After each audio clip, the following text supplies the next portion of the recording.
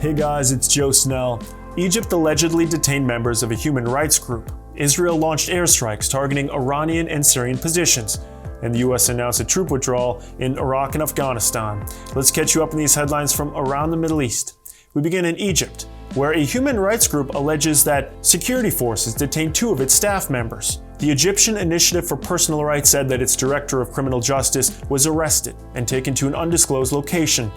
On Sunday, it had reported that its office manager was also detained. Amnesty International condemned what they say is a chilling escalation of crackdowns on civil society in Egypt under the country's president Abdel Fattah al-Sisi. Moving on to Israel, where the country's defense forces launched airstrikes targeting Iranian and Syrian military positions early Wednesday. The strikes are in retaliation for explosive devices that were planted on the Israel-Syria border. Israel has repeatedly targeted Iranian positions in Syria and said it will not tolerate the regime's entrenchment in the area.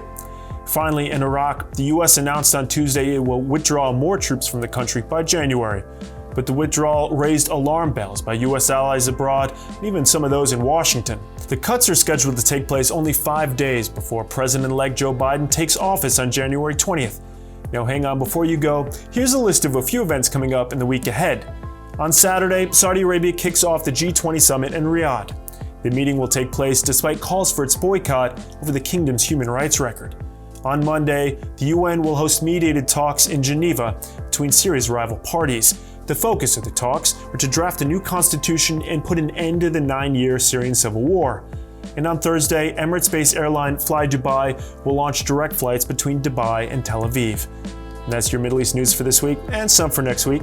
For more reading on the region, make sure to visit our website at www.al-monitor.com. Until next week, stay safe everyone. I'm Joe Snell.